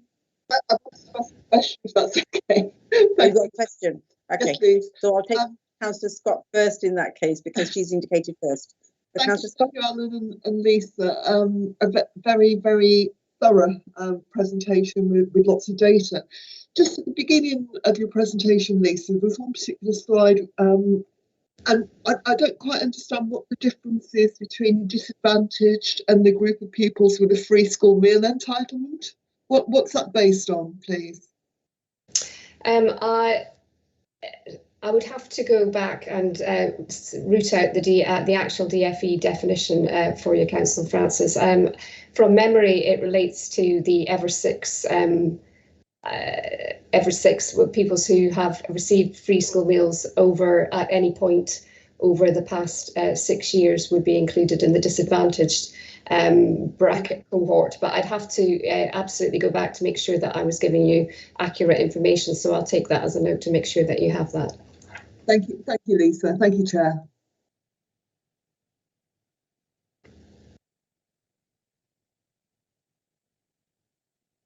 Sorry, Councillor Cooner, I think you're on mute.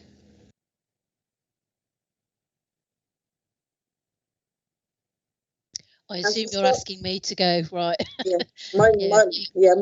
your mic keeps cutting out for some reason, so I was trying to lip read. Thanks for the presentation, guys. It's good to see you, Alan and Lisa. And Lisa, congratulations on finally getting a camera. It's nice to see you. I'm really interested in the stats, as you know, but I was really keen to see exclusions figures and managed moves figures as well. I don't know whether that was not meant to be part of the update, but I was really interested in that, so I was sorry to have not seen those figures. So if you have any inkling about those, that would be great. I'm also interested in the earlier help offer and absence and the legal measures that you take when children are out of school for long periods of time. Do we, or could you just elaborate on whether we maybe refer to the early help service before we trigger any legal responses? Because I think that might be a great way of getting people back into school softly rather than harshly. And also, does this apply to the SEND absences as well? And does that link in or work alongside the You've Been Missed programme? Thank you, Councillor Scott. I'll take the first bit. I'm sorry that you were anticipating exclusions information. I think the brief was attendance and attainment. I think we have talked about exclusions in other committees, but we're happy to provide you with that information. Just as a wee bit of data that came in over the past week in terms of the LA data matrix, it's really helpful because it makes a comparison which is easy to understand. So it divides local authorities into quartiles. Basically, the top performing are in quartile A, the bottom performing are in quartile D. So it looks at the permanent and temporary exclusions for primary and secondary and special. As we are aware, the one quartile that came up as D was the primary permanent exclusions, and the other indicators were B's or C's. So obviously more to do in terms of improving that picture. But as we are aware, there is more that urgently needs to be done around primary exclusions. Alan, can you pick up the question around the early help offer? Yes, of course, Lisa. Thank you, Councillor, for those questions. And I'll obviously elaborate, but I think the short answer to each of the two questions is yes and yes. So the fast track to attendance has a very clear process. It's a staged approach, and it is very much focused on an early help approach. Of course, early help is a broad partnership, but there is the opportunity to engage with colleagues directly in the Children's Trust through that process where that's required, and we do that, of course. And schools are absolutely key in that approach to attendance, because it is a policy, an approach that they actually lead on, and they do that initial work, of course, with that direct contact with parents, the direct contact with the family. They'd approach us for advice and consultancy. We'd provide that. We would facilitate the legal action where required, and we wouldn't do that unless the school have explored all the opportunities for a more educative and supportive approach with parents, and that early help focus includes referrals where they're needed.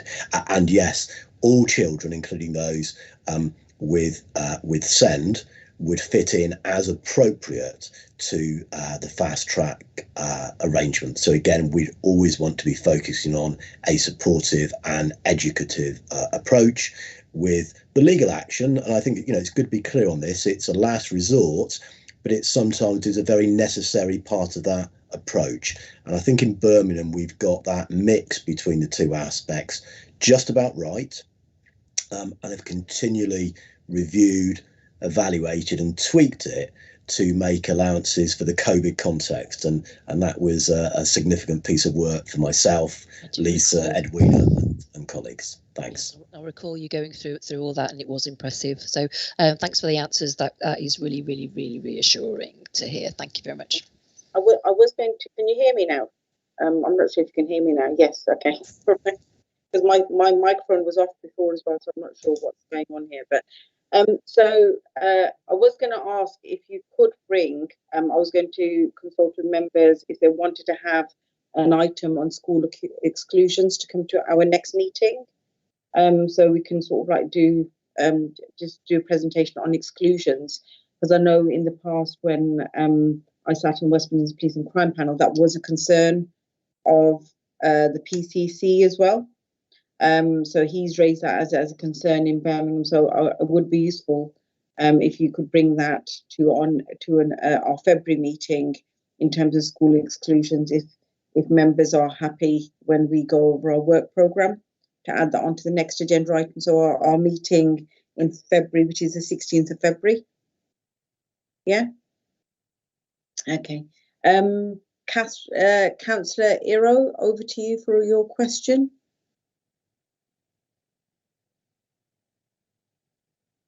Hi, thank you, Chair. I have two questions. Firstly, from the attainment data, to me it looked like the main issue, well, I mean, we know is with SCN and children with EHC plans. I guess that's all part of the SEND thing that we're reviewing each meeting, but I wondered what things specifically were being done to support schools with that and children, obviously. And then on attendance, so the secondary school that I teach in, we've gone from attendance being something that's monitored by the heads of year to having one full-time admin staff just focused on attendance, and now we have two full-time absent office staff just focused on attendance. And because it's obviously it's such an issue, so I wondered what support is being given to schools to monitor attendance, both financially and in terms of strategies that have been proven to help improve attendance. Thank you. Yeah, so if I take the first part of that question, yeah, in terms of driving standards for children with special educational needs and EHCPs, this is a key focus for the work that BEP carries out on behalf of BCC, and BEP are very much working very closely in terms of specific projects around the TLPs, for example. The second part of the question around attendance, in terms of financial support, regrettably, schools would be expected to make provision for the monitoring of attendance through their budgets. But in terms of support available from BCC, Alan, can you articulate a wee synopsis of what we're doing, please? Yes, of course. Thank you, Councillor. So I've referred to, and we've mentioned in the presentation, Fast Track to Attendance, and that is arguably it's certainly a key document that outlines good practice and the approach to how we manage challenges with attendance. So that will give very clear operational advice related to how you respond to individual families. You get out early, you do that home visit, you do more than just knock on the door once, you're persistent. So that is the place to go for that approach as regards individual issues and individual families. We also, of course, give advice and consultancy around the general approach to attendance, as well as the individual cases. So if there's a particular challenging case that is presented to a school, with a family, with a child, with several children, then we will give advice about the approach and what stage to go to in the Fast Track to Attendance policy. We've also mentioned the You've Been Missed policy, so that's very specific, where there are particular challenges, where there are children with particular emotional challenges, etc. Also, we haven't mentioned the CME agenda, Children Missing Education, and schools have very clear policy and expectations that they have to adhere to around that. And that is linked into non-attendance, because one of the early things that we need to do as a partnership, and it is about a partnership, schools and the LA, is understand whether the non-attendance that's presenting is an attendance issue, a non-attendance issue, but also then if not, is it because there's an issue with whereabouts unknown? So we have a CME team in place to pick that up, to support schools, and we've got very clear policy on that.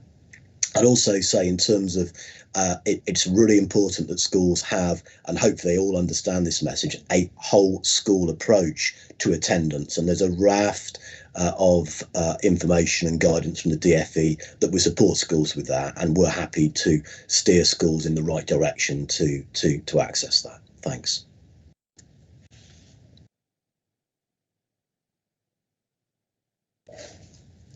Thank you. Councillor Scott, did you want to come back? Thank you, that was great. Yes, please. Okay, off to you. That's very interesting to hear, Alan. Thank you. Could you just elaborate a little bit more on the CIA and how it relates to long-term absences, and in particular absences that might not be as openly, transparently absent, children who might not be as openly, transparently absent from school, so the ones that aren't really recorded effectively, so they might register in the morning, say, and be sent home, that kind of thing. And those persistent kind of practices from schools where we're not necessarily aware automatically through the system that these children are not in education. Does that make sense? Before you come back in, Alan, I've just had a notice to say that we've got 5 minutes left before the end of our meeting, so I'm going to have to ask you to be very brief on that and perhaps respond out of the meeting, because we've just got to go over our work programme before our meeting finishes.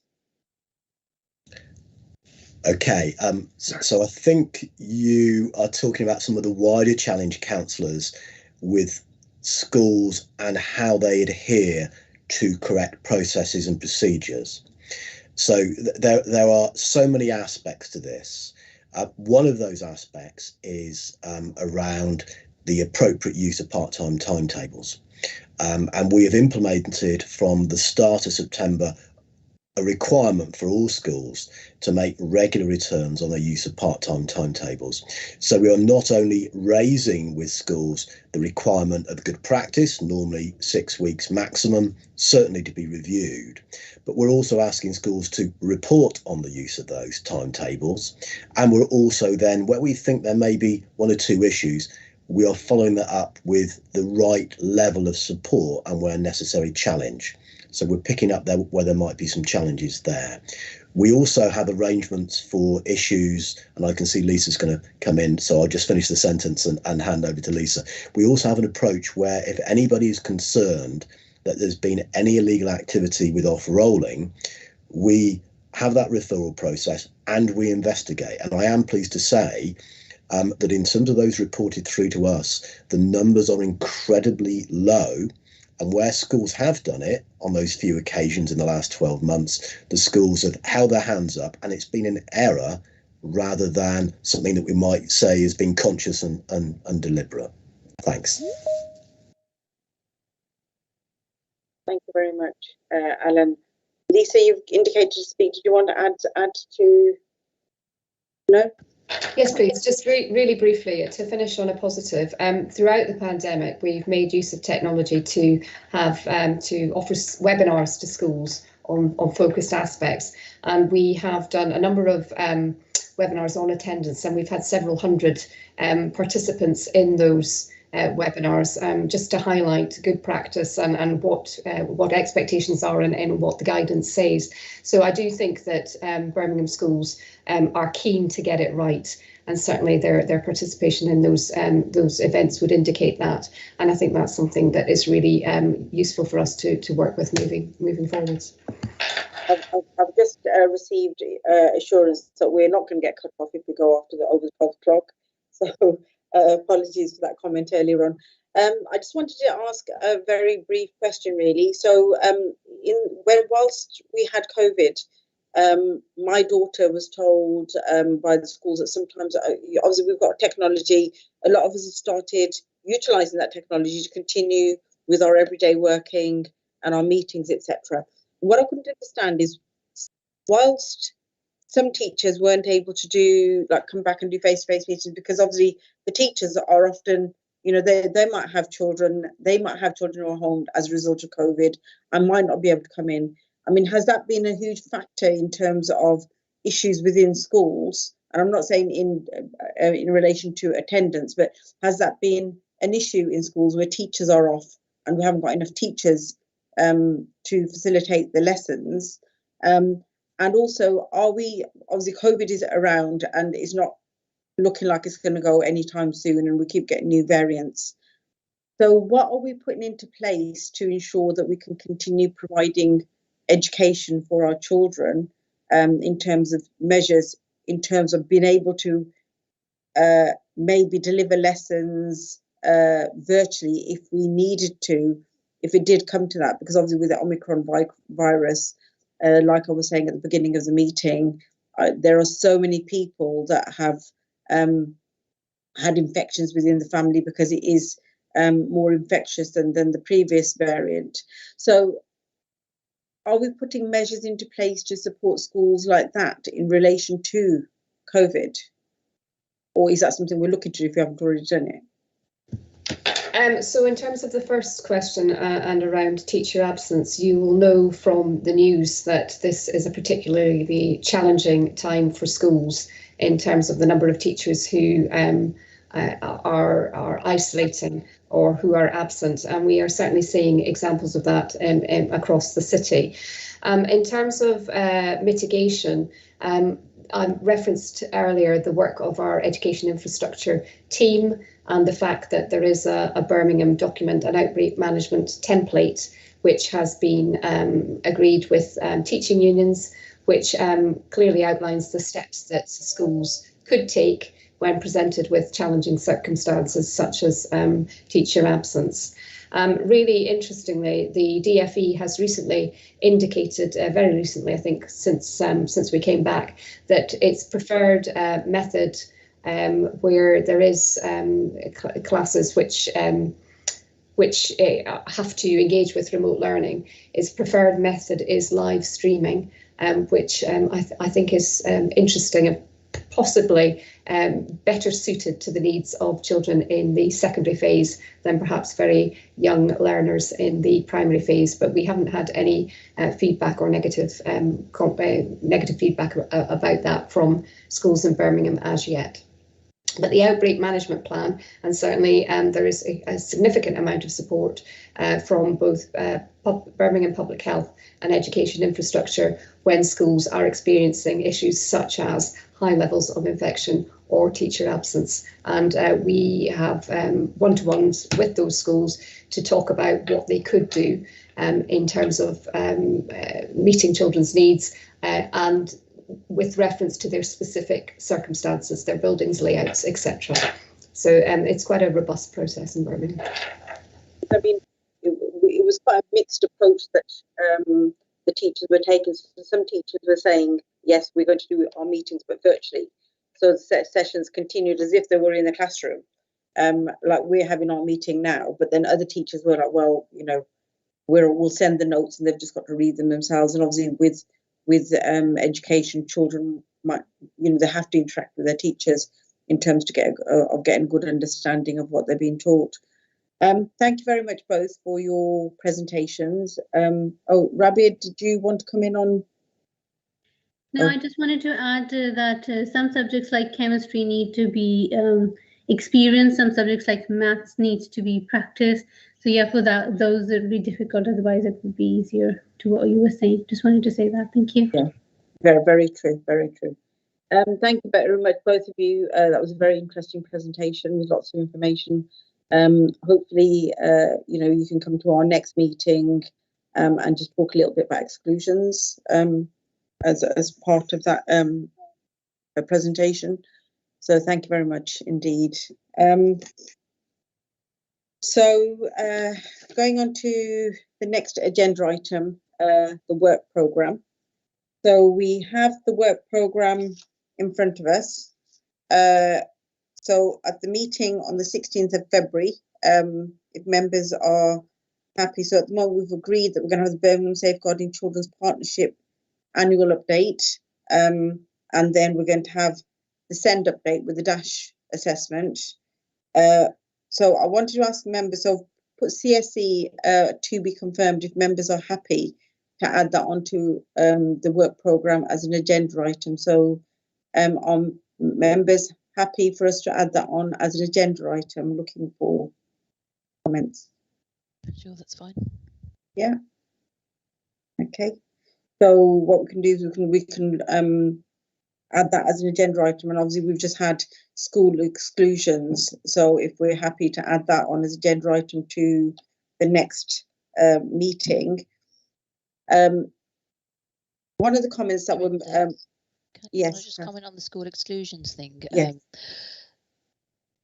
Would it be possible to have the school exclusions with a focus on not only ordinary school exclusions, but also SEND exclusions as well, and the cross-departmental work that is going on to support that? So I imagine that Lisa Fraser's department reports on it, but the SEND department need to act on it, and I'd like to know what the crossover work is there. Does that make sense? Yeah.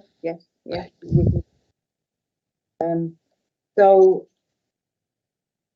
So one of the items that we've discussed previously, and I believe it was brought up at the last meeting as well, is about the mental health and wellbeing support for children and young people.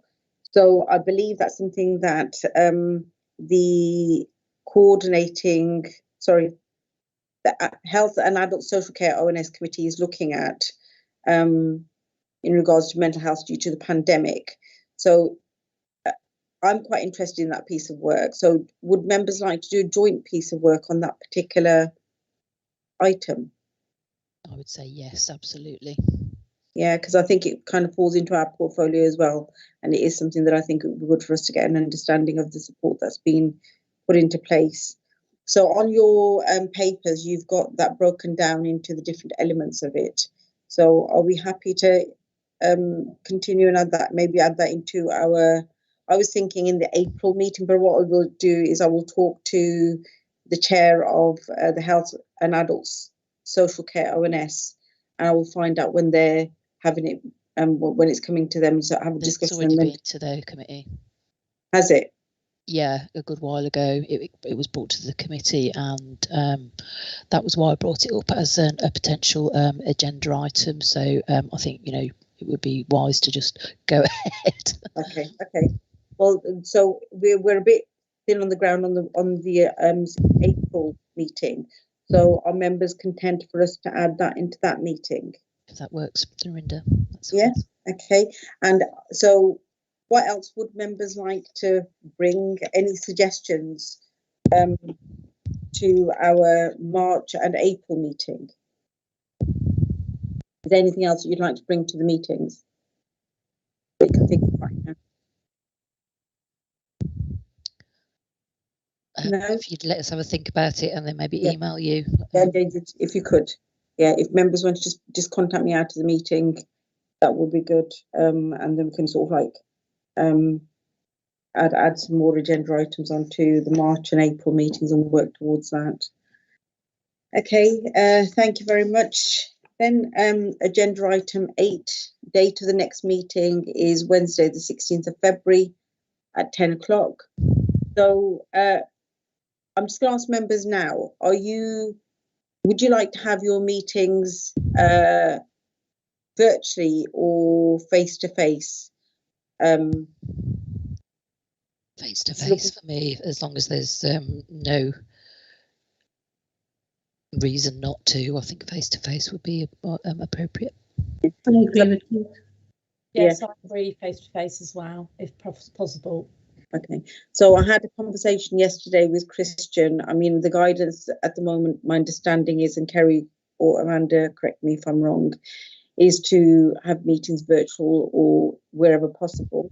But I've spoken to Christian yesterday, and he says that they're trying to set up one of the committee rooms. So I'll explore that further. And also it will be subject to guidance by the government as well in terms of how our next meeting's going to be. I've got no issues with face-to-face, if I'm honest. I was just mindful of the Omicron virus and the fact that it's spreading, and I just wanted people to stay safe. So what we'll do is we'll look into the next meeting, and if we can have a safe face-to-face meeting and subject to guidance, we will have the next meeting face-to-face. Okay. Yep. Okay. So item number 9, any other urgent business that members would like to? No? Okay, with that then, thank you very much for your attendance at the meeting today. And I shall see you at the next meeting on the 16th of February. Thank you. Thank you. Bye. Bye. Bye. Have a good day, everyone. Stay safe.